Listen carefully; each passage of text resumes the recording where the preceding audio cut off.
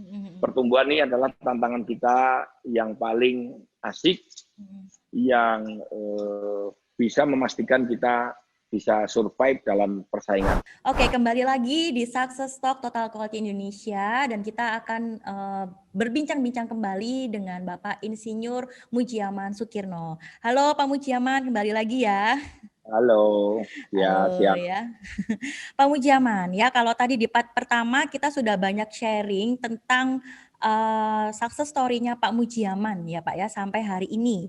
Kalau part kedua ini kita akan banyak membahas tentang apa sih pentingnya SDM untuk kesuksesan sebuah perusahaan seperti itu ya Pak ya. Nah, ini menurut Pak Mujiaman nih, kira-kira Bapak ini menilai pentingnya SDM untuk kesuksesan sebuah perusahaan itu seperti apa sih Pak berdasarkan pengalaman Bapak sebelumnya? Ya, jadi ya karena sistem Mhm. yang ada di perusahaan itu dijalankan oleh manusia, Mhm. oleh sumber daya manusia. Jadi saya katakan pokok atau bahkan SDM itu menjadi segala-galanya. Oke. Karena kebaikan sistem, kesuksesan sistem yang kita bangun itu Mhm. tergantung dari kemampuan SDM. Mhm mhm mhm. SDM yang baik akan membuat sistem yang baik. Oke. Mungkin ada orang bilang sistem bisa dibeli, memang begitu. Heeh. Tetapi ketika sistem ini dibeli, kemudian akan dijalankan, tidak ada sistem yang berjalan smooth 100%. Mhm. Sangat tergantung lagi kepada manusia bagaimana menyesuaikan dengan sistem tersebut. Jadi kembali sistem itu akan efektif kalau manusianya juga siap. Hmm. Manusia yang siap nanti mampu memodifikasi, melakukan inovasi terhadap sistem yang sudah kita buat sebelumnya. Oke. Jika ini terjadi terus-menerus, saya Mhm. ulangi, terjadi terus-menerus perbaikan sistem, peningkatan kemampuan sumber daya manusia, Mhm. kemudian kembali lagi, muter lagi, yaitu memperbaiki sistem yang lebih baik, yang adaptif, yang sesuai dengan kebutuhan, sesuai dengan waktu dan lingkungan. Mohon Oke. maaf, Mhm. sistem itu diciptakan bisa jadi dari Eropa, dari Amerika, dari Jepang, dan macam-macam. Mhm mhm. Dan ini dijalankan misalkan di sini di Indonesia. Mhm mhm. Tentu ada satu fine tuning. Fine tuning itu penyesuaian secara halus yang Mhm. itu bisa dilakukan kalau SDM-nya itu bersungguh-sungguh. Tanpa kesungguhan dari SDM Mhm. mustahil, ya. Mhm. Sistem mesin atau sistem atau apapun program yang kita sudah buat itu akan berjalan sangat minimal. Oke. Bahasa mudahnya nggak masuk ke hati ya. Kalau nggak masuk ke hati, ya jadinya pekerjaan itu apa adanya dan biasa biasa saja. Mhm mhm mhm. Padahal perusahaan yang mau maju harus luar biasa. Kalau Betul. biasa-biasa saja nggak bisa. Luar biasanya itu kalau diseragamkan dengan mesin, dapatnya seragam, ya biasa lagi. Jadi manusia yang unggul lah, Mhm. yang bisa membedakan antara kualitas dari sistem satu ke sistem yang lain, melakukan perbaikan dari sistem satu ke sistem yang lebih baik. Saya kira itu. Jadi kunci dari segala macam perjuangan kita memajukan perusahaan adalah ada di kualitas SDM. Atas SDM-nya. Ya, Sebagus apapun sistem ya Pak ya, kalau ya, SDM-nya kurang berkualitas juga rugi juga ya Pak Mujiaman ya? rugi dan tidak bisa maksimal. Jadi Mhm. yang terpenting tadi yang saya sampaikan, Mhm. tidak bisa memaksimalkan sistem yang ada. Mhm mhm mhm. Ya, sistem yang dibangun misalkan oleh konsultan. Ini Mhm. harus di fine tuning, harus benar diperhalus oleh pemilik, oleh Mhm. pelakunya, bagaimana supaya lebih smooth menyesuaikan dengan, mohon maaf, dengan Mhm. bentuk tubuh, dengan bentuk ruang, Betul. dengan keadaan yang terjadi sehari-hari. Mhm mhm. Itu yang bisa melakukan adalah SDM yang luar biasa. Saya kira SDM. itu. Tanpa itu semua sistem akan berjalan biasa. Saya kira gitu. Berarti SDM ini sangat berperan penting sekali ya Pak ya dalam Ya, kemajuan perusahaan, ya, pencapaian target seperti itu ya Pak ya? ya. Yang Nah, paling utama menurut saya adalah kembali lagi kepada SDM. SDM memperbaiki sistem, sistem memperbaiki SDM, terus ini berputar terus-menerus. Tapi kuncinya ada di SDM karena sistem tidak bisa memperbaiki dirinya sendiri. betul betul betul. Nah, sebagai seorang leader, Pak, kita kan harus bisa pintar-pintar memilih SDM ya, Pak, ya. Jangan sampai SDM itu ternyata tidak bisa meningkat produktivitasnya atau SDM itu malas-malas seperti itu ya, Pak, ya. Kira-kira apa saja sih, Pak, yang harus diperhatikan untuk kita sebagai Nah, leader itu bisa meningkatkan produktivitas dari SDM kita sehingga target-target di perusahaan itu bisa tercapai, Pak Mujaman? ya sebagai pemimpin jangan membayangkan kita punya kesempatan memilih. Hmm. Selalu punya kesempatan memilih, belum tentu ya. Heeh, heeh. Saya ulangi ya. Tadi bagaimana pinter-pinter memilih ya. Jadi sebagai pemimpin kita siap ditempatkan di mana saja, harus siap. Yang kedua, Mhm, memang kalau punya kesempatan memilih, mhm, alhamdulillah kita memilih SDM yang terbaik.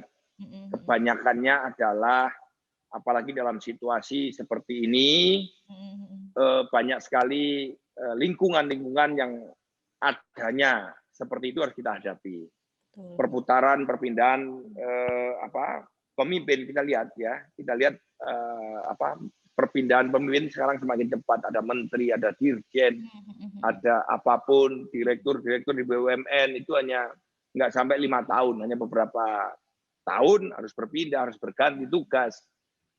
Contohnya Pak Menteri Kesehatan aja sekarang Sudah habis berpindah. dari bank, dari ini dan lain-lain. Jadi Betul, betul. saya ingin katakan apa? Selain kita pintar memilih, Mhm, juga yang terpenting adalah pintar memanage dari apa yang ada, pintar mengimprove. mhm, mhm, Ya, mhm. dari apa yang ada kita improve seperti apa sesuai dengan kebutuhan kita. Karena kadang-kadang kita nggak sempat memilih. Mhm, Ya, jadi kebetulan saya di PDAM hanya 3 tahun ya. mhm, Kalau mhm. kita kelamaan memilih SDM, malah kita nggak jadi kerja, Jadi-jadi. nggak jadi-jadi. Dan juga selama saya memimpin PDAM, belum satu pun merekrut karyawan. Oke, oke. Nah, jadi apa yang ada, Mhm, ini adalah kebanyakan yang terjadi ya. mhm, mhm. Apa yang ada itu harus dioptimalkan. Oke. Itu menurut saya. Jadi memilih, alhamdulillah kalau punya kesempatan memilih tentu itu sangat mudah. Tetapi kebanyakan pemimpin menghadapi sistem, menghadapi SDM yang ada seperti apa adanya Mhm, saat itu. Tiba-tiba menjadi menteri apa di suatu departemen. mhm, Enggak mungkin kita berubah mengotak-atik orang terlalu sibuk. mhm, mhm. Yang lebih penting adalah memahami kemampuan masing-masing orang, kemudian Mhm. mengoptimalkan, Optimal. kemudian mengimprove. Ya, Oke. memahami, mengoptimalkan, dan mengimprove itu jauh lebih penting. Nah, kalau punya kesempatan memilih, alhamdulillah. Alhamdulillah. Kira-kira gitu, Mbak. Oke, berarti kita harus bisa mengoptimalkan SDM yang ada ya, Pak, ya. Mana harus Iya, harus kita improve seperti itu ya, kita Pak, ya? improve. Oke. Apapun keadaannya, tugasnya pemimpin adalah melakukan improvement. Mmm. Nah, harus itu tugas utama tadi kan tumbuh ya, tumbuh pasti Mhm, improvement otomatis ya. Tanpa kemampuan improvement, golek penak etok ya istilahnya bahasa Jawanya ya, cari mhm, mhm, mudahnya ganti orang mhm. lebih banyak ributnya daripada kerjanya. Kerjanya. Ya, Iya, oke. terutama di BUMD, BUMN ya. Heeh, heeh. BUMD, BUMN ini sensitif sekali kita merubah-rubah orang segala Mhm, macam itu. Jadi lebih baik kita kerja fokus, dia mampunya apa, kita maksimalkan kemampuannya, mhm, mhm. kita improve, perlu bantuan apa, itu kita percepat. Saya kira itu. Oke. Karena tiap-tiap organisasi, kalau di swasta gampang. Hari ini butuh orang, ganti orang segala macam, aturannya jelas dan mudah. Tetapi di BUMD, BUMN, Mhm, di mhm, kementerian, mhm, di pemerintahan, mhm. yang lebih banyak dilakukan adalah lebih baik segera mengidentifikasi, kemudian setelah diidentifikasi dioptimalkan, Optimalkan. setelah optimal juga kita kembangkan, kita tingkatkan kemampuannya. Oke ya.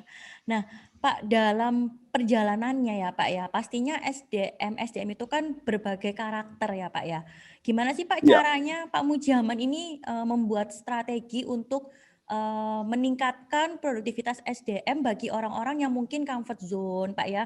Orang itu sebenarnya pintar, tetapi dia tidak mau untuk naik lagi lah, seperti itu. Atau orang-orang yang sulit, Pak, yang sulit untuk diajak berubah. Kira-kira apa sih strategi yang tepat, Pak, kira-kira menurut Bapak? Sebenarnya di dunia ini Mhm. ini bilip-bilip saya ya, nggak ada orang yang tidak mau berubah, nggak ada orang yang apa apa ya, yang dikatakan tadi sulit ya Comfort tadi yang zone, dibilang. heeh. Sulit itu Mhm. sebenarnya bagi saya Mhm. katakan ya tidak ada, yang ada adalah belum ketemu aja, belum cocok aja sama jadi ada orang ada namanya personal need ya, Mhm. Mhm. ada juga ada kebutuhan pekerjaan, task motif dan personal motif. Mhm mhm mhm.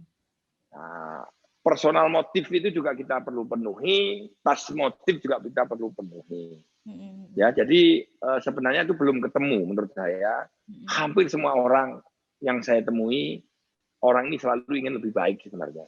Betul, Pak. Kadang-kadang terkendala salah melihat saja. Melihat bahwa atasannya itu nggak paham, padahal dia yang gagal paham ya. Iya. Nah ini kemampuan kita mendeteksi personal need sama personal motif dan task motif. Mhm. Dua-duanya harus kita kembangkan, ya. Mhm. Dua-duanya harus kita bimbing Mhm. untuk bersinergi menuju ke tujuan perusahaan. Oke. Ya, tadi menyimpang jawabannya karena pertanyaannya bagaimana menghadapi yang sulit ya. Iya, Menurut saya mhm. yang sulit tadi karena tidak ketemu Mhm. personal motifnya, tidak Mhm. ketemu task motifnya. Oke. Ya, motifnya dia bekerja, tujuannya dia ada, tujuannya dia hidup, perlu kita pahami. Mhm.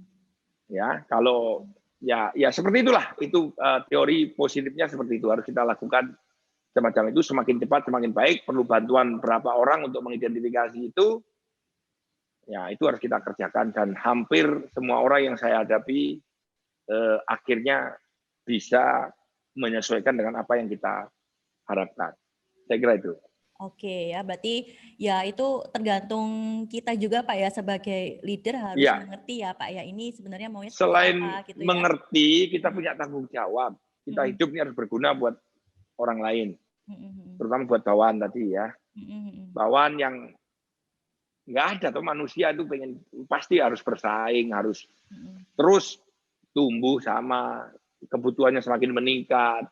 Nah, Mhm. ini harus kita sentuh dan kita lakukan pembinaan dan yang terpenting adalah program. Mhm mhm mhm. Buat orang-orang semacam ini programnya apa? Nah, Mhm. kita harus kerjasama dengan divisi SDM, kita pantau, dia buatkan program. Kok telat terus ya, dibuat program bagaimana supaya nggak telat. Betul betul. Ya, saya kira itu ada. Ya memang itu tugasnya kita. Mhm. Namanya kita harus bermanfaat buat orang lain. Kalau Mhm. bermanfaat untuk diri sendiri, kita buang aja semuanya, kita ganti yang sesuai keinginan kita. Mhm mhm mhm. Ya, Oke. saya kira itu. Iya ya, oke oke Pak.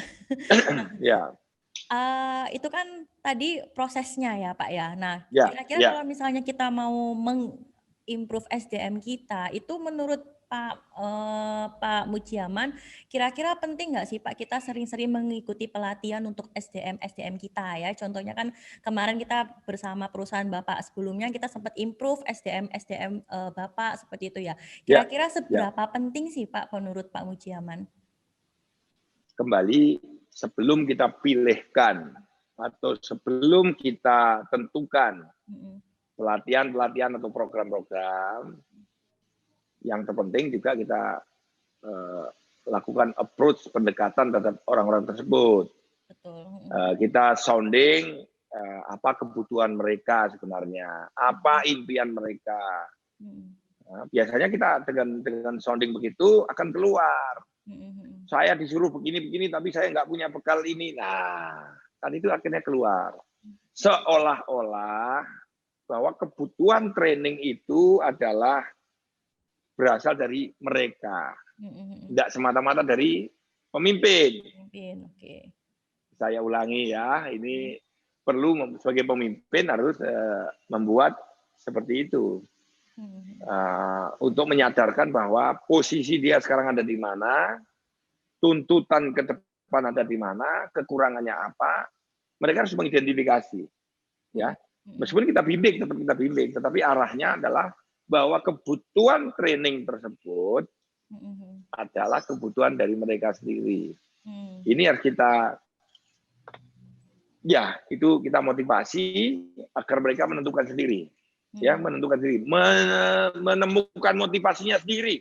Kenapa sih motivasi harus ada di luar sana ya? Motivasi harus ada di dalamnya mereka masing-masing. Ini yang kuncinya. Saya kira itu. Training harus, tetapi training apa? Harus sesuai dengan kebutuhan mereka sendiri, aspirasi mereka. Kalau kita lakukan sesuatu yang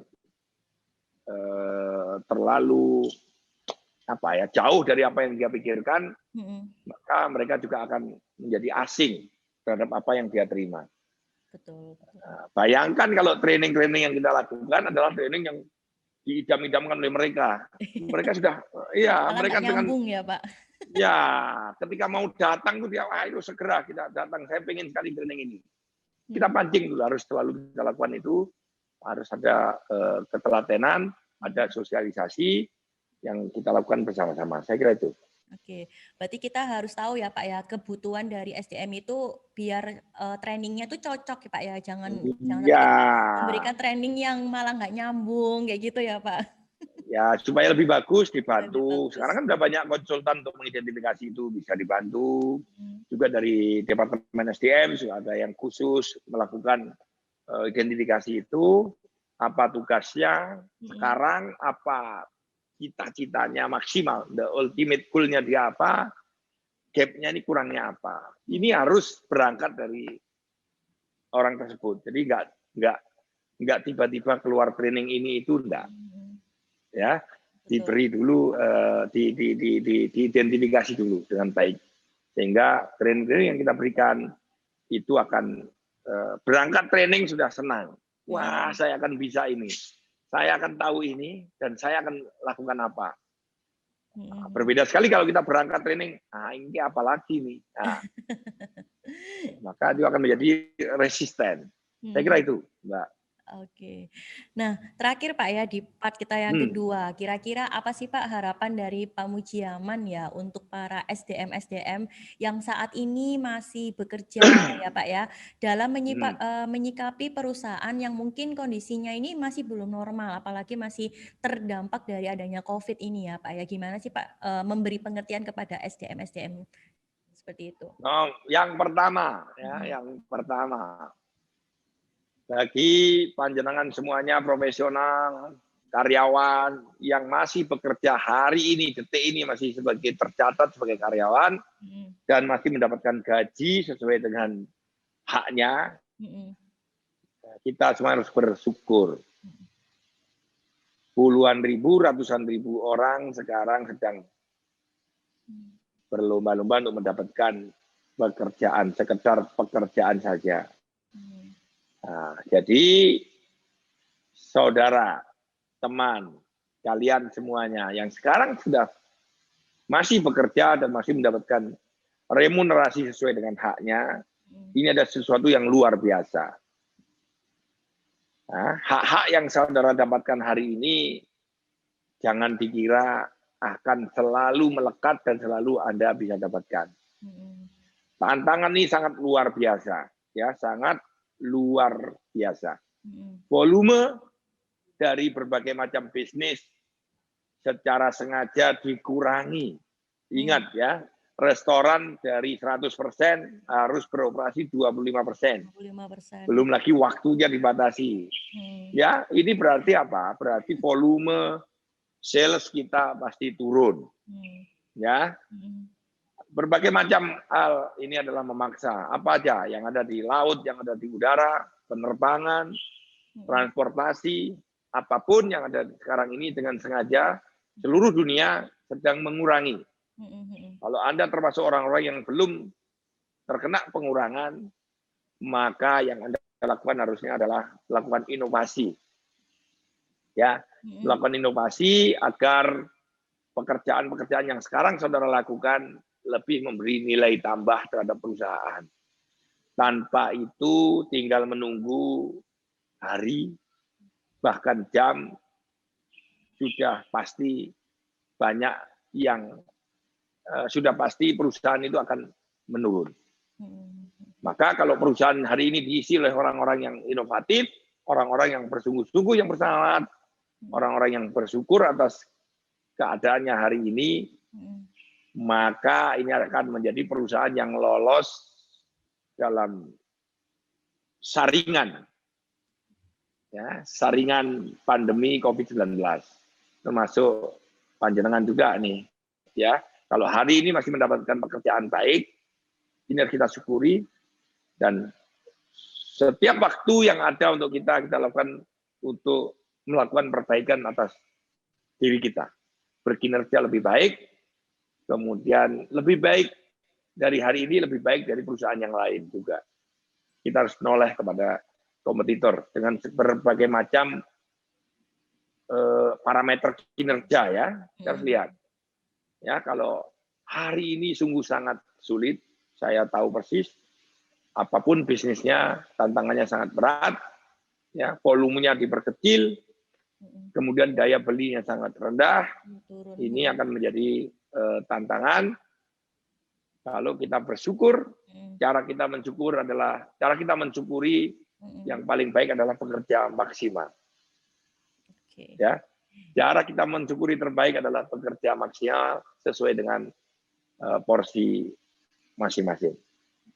Itu. Oke, berarti kita harus bersyukur ya Pak ya, apalagi sekarang masih bekerja, masih menerima gaji ya Pak ya. Justru kita Luar biasa. harus berani improve ya Pak ya, harus Luar berani biasa, ya. inovasi Ya. gitu ya Pak ya, Ya. supaya tidak mati dibandingkan perusahaan yang lain seperti itu ya Pak ya. Banyak sekali karyawan atau pekerja itu merasa bahwa dia tidak diperhatikan. Sebaliknya, kita harus merasa bahwa kita harus berkontribusi maksimal terhadap perusahaan. Saya kira itu. Oke ya. Oke, terima kasih banyak Pak Mudjaman. Di part yang kedua kita sudah sharing-sharing ya Pak ya, bagaimana pentingnya SDM untuk kesuksesan sebuah perusahaan seperti itu ya. Kita akan lanjut lagi ke part kita yang ketiga yang tidak kalah luar biasanya, masih tetap bersama Bapak Insinyur Mudjaman Sukirno. Nah, itu tadi sharing yang luar biasa di part kita yang pertama dari Bapak Insinyur Mudjaman Sukirno yang telah menceritakan pengalaman-pengalamannya yang sering bertemu dengan SDM dengan berbagai karakter dan bagaimana sih cara menanganinya. Kita akan lanjut lagi ke part kita selanjutnya, tetap bersama Success Talk Total Quality Indonesia. Survive dari kondisi pandemi ini sangat diharapkan oleh setiap manusia yang ada di muka bumi ini, ya. Sekali lagi, semakin banyak perusahaan-perusahaan yang survive, berarti semakin banyak keluarga-keluarga yang diselamatkan, semakin banyak individu-individu yang diselamatkan. Pekerja terbaik pada tempat dan posisi masing-masing hari ini, selalu lakukan inovasi.